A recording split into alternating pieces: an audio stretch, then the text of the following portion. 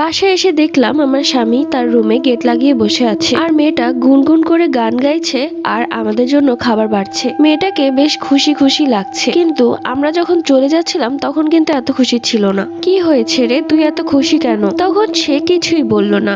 আমি আমার বেডরুমে গিয়ে দরজা নক করতেই আমার হাজবেন্ড এসে দরজা খুলে দিল। এরপর সে আবারও নিজের জায়গায় গিয়ে ফোন টিপতে শুরু করলো, অথচ বাড়ি ফিরে সে প্রত্যেক দিন আমার কপালে এবং পেটে চুমু দেয়। কিন্তু আজকে আমি ডাক্তারের কাছ থেকে আসলাম, সে কিছুই জিজ্ঞেস করলো না। আমি ওকে বারবার জিজ্ঞেস করলাম, কি হয়েছে, তোমার কি মন খারাপ, কারোর সাথে ঝগড়া হয়েছে? কিন্তু সে বলল আমি যেন অযথা কথা না বলি।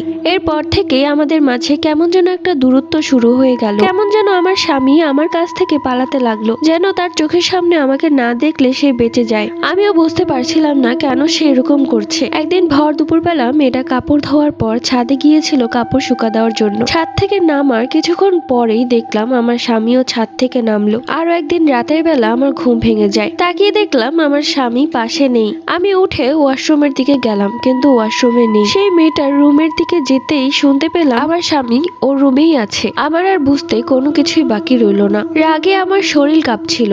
আমি তখনই মেয়েটার গেট ইচ্ছে মতো পিটাই। দরজা কে খোলে জানেন? আমার স্বামী। আমি আমার স্বামীর দিকে তাকাতেই চোখ দিয়ে দুফোঁটা পানি পড়ে গেল আমার এই অবস্থায় আমার স্বামীর উচিত আমাকে আগলে রাখা, আর সে কিনা অন্য নারীর সাথে। ছি। পেছন থেকে মেয়েটা তার ওড়না ঠিক করতে করতে বলল, কি হয়েছে আপা, এভাবে গেট পেটাচ্ছেন কেন? গেটটা কি ভেঙে ফেলবেন? আমি দৌড়ে গেলাম মেয়েটার কাছে। মেয়েটার চুলের মুঠি ধরতেই আমার স্বামী আমার চুলের মুঠি ধরলো এবং অনেক জোরে একটি থাপ্পড় মারে। থাপ্পড় খাওয়া মাত্রই আমার চোখ অন্ধকার হয়ে গেল, কানে কোনো শব্দই আসছিল না। আমি অজ্ঞান হয়ে মাটিতে পড়ে যাই। যখন চোখ খুলে তাকাই তখন দেখি খালা আমার পাশে বসে আছে। আমি খালাকে বললাম, আমার সামনে থেকে দূর হন। আপনি আর আপনার মেয়ে এই মুহূর্তে আমার বাড়ি থেকে বের হয়ে যান। আপনি ইচ্ছে করে আপনার মেয়েকে আমার স্বামীর কাছে লেলিয়ে দিয়েছেন, তাই না? তোদের মতো গরিবের বাচ্চারা আর কি করবি? যেই দেখেছিস টাকা পয়সা হয়েছে অমনি তোর মেয়েকে আমার স্বামীর কাছে লেলিয়ে দিয়েছিস। কি ভেবেছিস আমার স্বামী আমাকে ছেড়ে তোর মেয়েকে বিয়ে করবে? তোকে আর তোর মেয়েকে আমি পুলিশে দিব।